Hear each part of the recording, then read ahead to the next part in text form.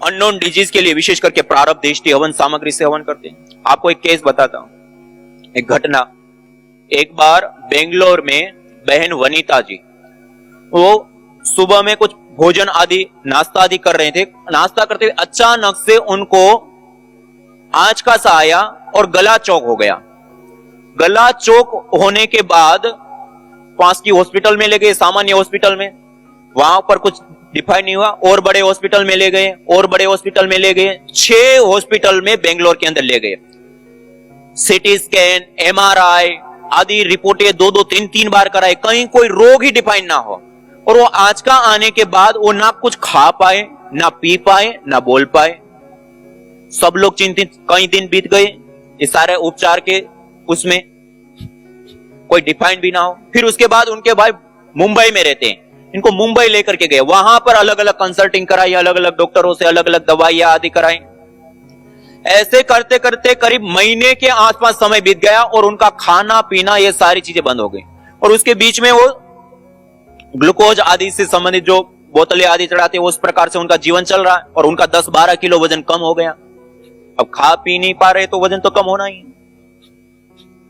और उस समय वहां पर भी सारे डॉक्टरों को ये सारा कुछ दिखाने के बाद भी कोई विशेष लाभ या किसी भी प्रकार के कोई डिफाइंड सामने नहीं आई कि क्या हुआ है, कैसे ठीक होगा, क्या है।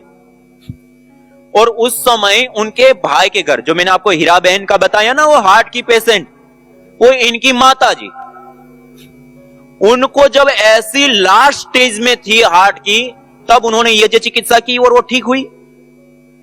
और उस समय उनको यही चीज अब याद आई, क्योंकि अब सारा चारा बंद हो गया, कहीं पे कुछ नहीं। और उस समय वो अपने घर में, वहां पर मुंबई में प्रतिदिन अपने घर में हवन अग्निहोत्र करते हैं। और वहां पर उन्होंने अग्निहोत्र को थोड़ी देर करते हैं, 10-15 मिनट, उन्होंने आधा-आधा, 1-1 घंटा करना शुरू किया।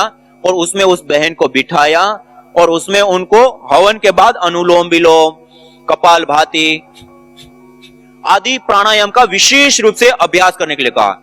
और जब उन्होंने निरंतरता पूर्वक यज्ञ 1-1 घंटा और उसके अंदर दिन भर उसी वायुमंडल के अंदर बैठना, रहना और उसमें जितना हो सके उतना प्राणायाम करने का अभ्यास किया, जो 1 महीने से अधिक समय हो गया, बेंगलोर और मुंबई के कई सारे हॉस्पिटलों में कई सारी रिपोर्ट, सारा कुछ करने के बाद पहले कोई डिफाइंड ही नहीं हुआ। और उसमें जो उपचार दिया उससे भी कुछ असर नहीं हुआ। और यज्ञ में बिठाया और योगाभ्यास कराया, केवल मात्र 1 सप्ताह में उनकी आवाज आ गई और खाने लग गई।